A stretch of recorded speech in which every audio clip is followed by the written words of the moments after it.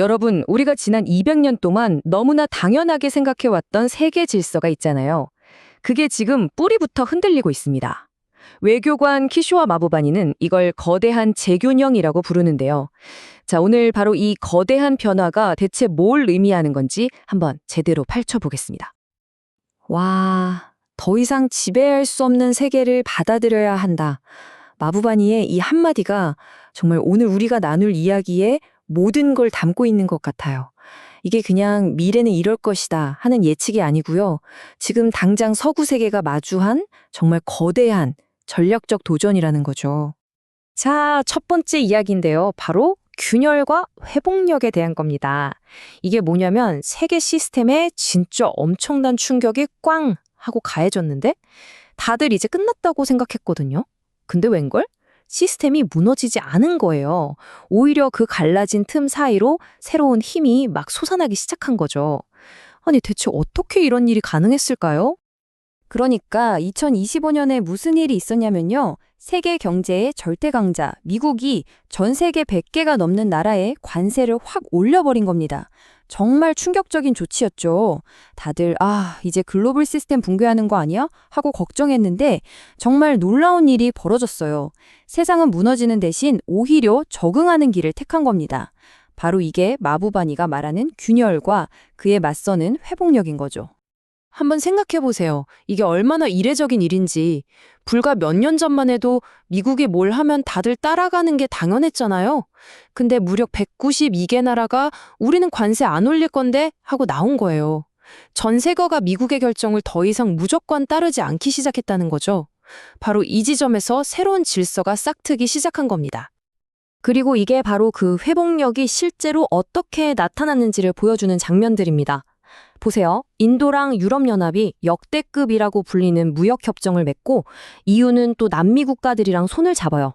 다들 미국 없이도, 아니 미국 때문에 생긴 빈자리를 메우기 위해서 서로 새로운 길을 찾기 시작한 거죠. 더 이상 한 나라에만 의존하지 않는 그런 다각화된 연결의 시대가 활짝 열린 겁니다. 그럼 이 모든 변화가 그냥 어느 날 갑자기 툭 튀어나온 걸까요? 절대 그렇지 않습니다. 자, 이제부터는 시야를 확 넓혀서요. 수백 년, 아니 수천 년 전으로 거슬러 올라가 볼 거예요. 지금 우리가 서 있는 이 지점이 거대한 역사의 지도 위에서 과연 어디쯤인지 한번 확인해 보시죠. 이 타임라인을 한번 보세요. 정말 충격적인 사실 하나를 알게 되실 겁니다. 인류 역사 거의 대부분의 시간 동안 세계 경제의 중심은 중국과 인도였어요. 우리가 알고 있는 지난 200년간의 서구 지배 시대는요, 역사의 긴 흐름에서 보면 정상이 아니라 아주 짧고 특이한 예외 기간이었다는 거죠. 마부바니의 주장은 그래서 아주 간단 명료합니다. 지금 우리가 보는 이 변화는 혼란이 아니라 역사가 원래의 자리로 돌아가는 바로 정상으로의 회귀라는 겁니다. 자, 그럼 정상으로의 회귀라는 말이 대체 얼마나 거대한 역전을 의미하는 걸까요? 지금부터 보여드릴 데이터는요, 정말 입이 떡 벌어질 정도입니다. 그 규모를 직접 한번 눈으로 확인해 보시죠. 자, 이게 2000년 상황입니다. 유럽연합의 경제 규모가 중국보다 얼마나 컸을 것 같으세요? 무려 8배나 컸습니다. 8배요! 이건 뭐 비교가 안 되는 그냥 압도적인 격차였죠. 그런데 불과 50년이 흐른 2050년의 예측치를 한번 보세요. 와, 이건 뭐 그냥 믿기 힘든 완전한 대역전 극입니다. 이제는 오히려 중국 경제가 EU보다 2배나 더 커질 거라고 해요. 단 반세기 만에 이런 변화가 일어난다는 건데 이 속도랑 규모가 정말 어마어마하지 않나요? 또 다른 예시를 한번 볼까요? 이번엔 영국과 인도입니다. 2000년 옛 제국이었던 영국의 경제는 과거 식민지였던 인도보다 3.5배나 더 컸습니다. 이것도 당연해 보였죠. 자, 그리고 2050년입니다. 상황이 또 한 번 180도 뒤바뀝니다. 이제는 인도의 경제가 옛 제국, 영국보다 무려 4배나 더 커질 것으로 전망되어 바로 이게 마부바니가 말하는 그 누구도 막을 수 없는 거대한 역전의 진짜 모습인 겁니다. 자, 그럼 이렇게 경제력이 뒤바뀌면 이게 세계 정치 무대에서는 대체 뭘 의미할까요? 결국 국제관계에서는 돈의 힘이 곧 권력의 힘으로 이어지잖아요. 이제부터는 그 새로운 게임의 규칙들을 한번 살펴보겠습니다. 이 장면이야말로 힘의 균형이 바뀌었다는 걸 가장 상징적으로 보여줍니다. 미국이 중국산 제품에 관세를 엄청나게 올렸더니 중국이 어떻게 했죠? 핵심 자원인 희토류 공급을 딱 끊어버렸어요.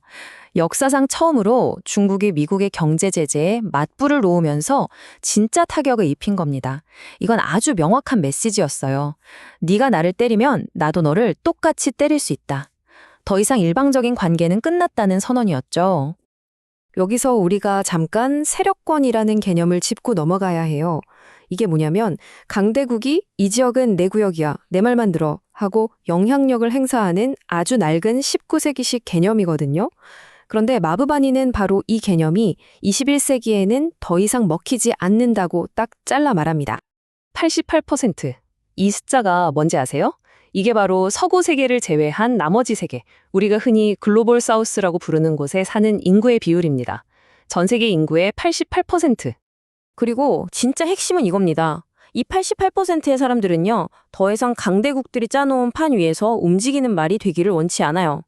그들은 미국하고도 거래하고 중국하고도 투자받고 유럽하고도 협력하면서 자기들의 이익을 최대한 챙기려고 하죠. 그러니까 어느 한쪽의 세력권에 갇혀서 살던 시대는 이제 완전히 끝났다는 겁니다. 자, 그럼 이제 모든 이야기는 딱 하나의 질문으로 모아집니다. 이 완전히 새로운 현실 앞에서 서구는 과연 어떤 길을 선택해야 할까요? 계속해서 우리가 최고야 하면서 과거의 우위를 고집할 것인가? 아니면 새로운 시대에 맞는 새로운 파트너십을 맺을 것인가? 정말 중대한 선택의 기로에 서 있는 거죠. 제발 그 도덕적 우월감에서 좀 내려오세요. 그리고 다른 문명들을 당신들과 동등한 상대로 대하기 시작하십시오. 와, 정말 직설적이고 도발적이죠? 마부바니가 말하는 건 바로 이겁니다. 단순히 정책 몇 개 바꾸는 걸로는 안 된다는 거예요. 마음 깊은 곳의 그 태도, 그 생각 자체를 근본적으로 바꿔야 한다는 거죠. 그래서 마부바니는 서구를 위해서 아주 명확한 길을 제시합니다. 4가지 단계인데요. 첫째, 더 이상 세계를 지배할 수 없다는 현실을 깨끗하게 수용해라. 둘째, 전 세계 인구의 88%를 동등한 파트너로 존중해라. 셋째, 그 존중을 바탕으로 위아래화 없는 새로운 협력 관계를 만들어라. 그리고 마지막으로 UN이나 WTO처럼 모두가 함께 만든 규칙, 이 다자주의 기관들을 다시 강화하는 데 힘써라. 바로 이겁니다. 결국 모든 것은 이 마지막 질문으로 돌아옵니다. 과연 서구는 과거의 우월주의를 내려놓고 새로운 파트너십의 시대를 선택할 것인가? 이 선택에 앞으로 우리가 살아갈 세상의 모습이 달려 있습니다. 여러분의 생각은 어떠신가요?